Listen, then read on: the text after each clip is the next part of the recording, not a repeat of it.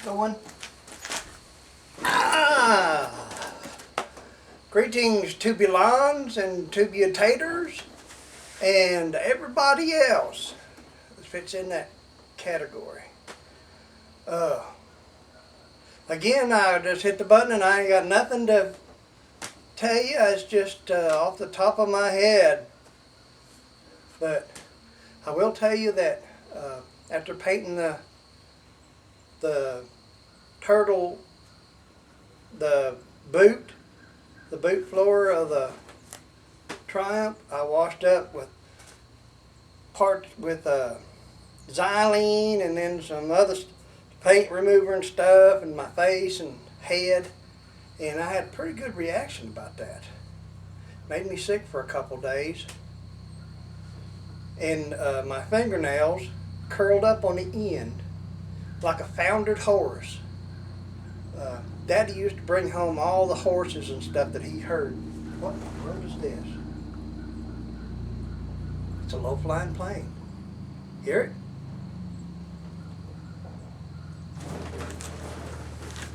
Yonder it goes.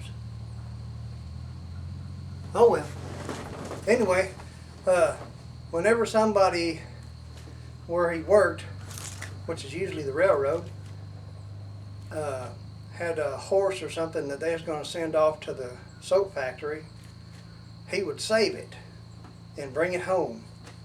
And whether it was a notorious horse that's already killed 3 or 4 kids, or one that was sick and left for dead, or anything like that, he loaded up or have them bring it to him. One time he had a Lincoln Town car.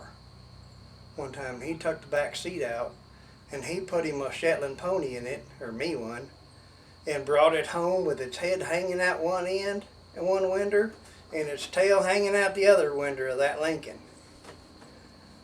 And that horse proceeded to whoop me all over the ground, and he did them high-ho silver things, and I'd roll off the back. And one time I built the best snowman in the world. I mean, it could almost talk. It was so pretty.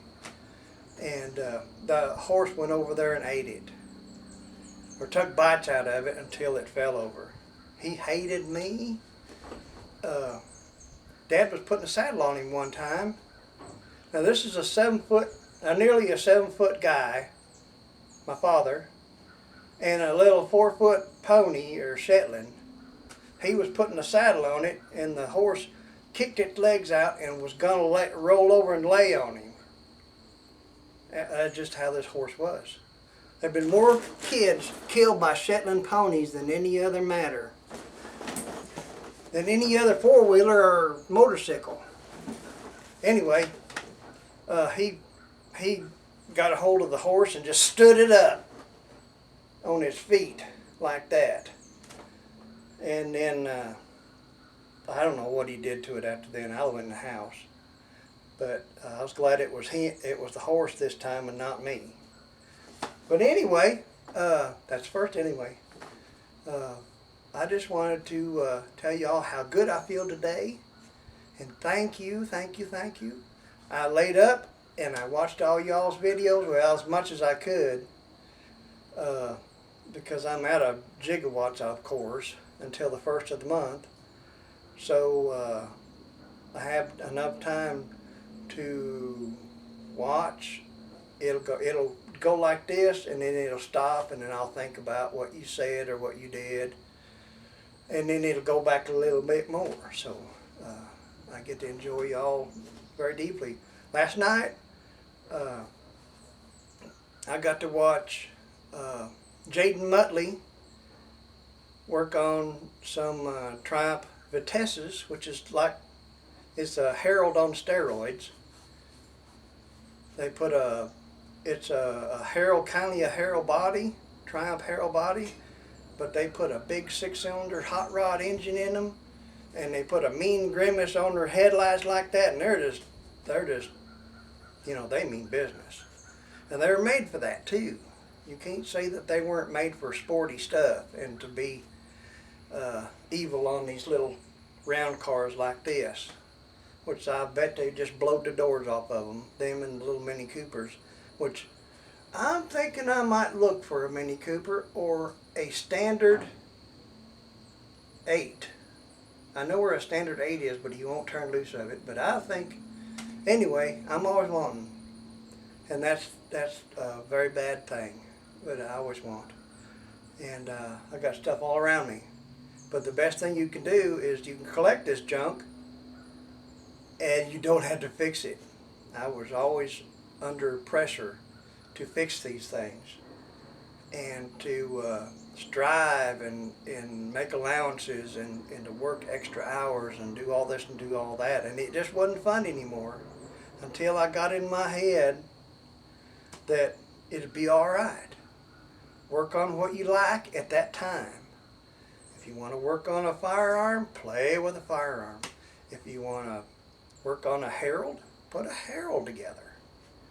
If you want to watch someone else, like Scott Best, put a Herald together. Put a Vitesse together. He's another Vitesse brother. Him and Peter they're Vitesse. And if I could have found a Vitesse, there'd been a Vitesse laying in there. But I was just very lucky to find Harold, and I love him. So I call that good. So that's the way it is. I feel good today. I don't know why. I think I just got over that being puny over the paint and stuff. And I'm just telling the world that I'm just raring to go. Got out here and I cut and measured and beat and banged on my Herald sill plates, and I got them halfway done. Like I do everything, I just do it all halfway. But the rust is out of it, and it's got fresh metal put back in the hole, and it's one big step forward. So let me get up and see. Look at this, I can get up. I couldn't do that before. I'm just happy as a dead pig in the sunshine. I moved this over there. I put a motor, it don't fit real good, but it works, on my chintzy $20 drill press. And I put that board up and that board up. And I rolled my Mr. Peak blankets up. There's some more in there. I wouldn't take a farm in Georgia for them. Speaking of Mr. Peak, I got his Crosley flywheel ready to ship, and there's a box that'll probably go in. I got to figure out how to keep it in there, because this thing here will jostle around and cut its way out and be free. In the old days, you could just write the address on stuff and just ship it like that. I sent 55 and 56 Ford fenders. I just write it on the fender and ship it. Not anymore. But there's dear Harold. Hello, Harold. Maybe I'll let you look at this stuff a little bit. But there's one kindly. And the other one's over there. I got it in that rust killing primer. And the boot's still over there, redder than a gobbler snout. So that's that. I got to move a bunch of stuff out of here and sweep and stuff. And I have temporarily done a few things on purpose, and it's just been a beautiful day today. I'm so happy. I got flags flying. I got my British flag back there I'm going to put up. And Marianne will be here directly, and she'll bring me a sandwich. Save me from cooking. Although I made a beautiful pizza the other day. And yeah, okay. I got lots of horse stories to tell you, but I better not tell you all of it right now because don't tell them how long this is already. I have no concept of time, and I don't want one because time is a thief. And the more I do not have to acknowledge time, the better I like it. And if I ever have an appointment, which I get appointments here and there, I'm always there at least an hour early. That's how afraid of being late I am. And when I was working, even as a little bitty boy, I would get there an hour early. So, and I would probably be the last one to leave. So that was just the way I was, and am, or is.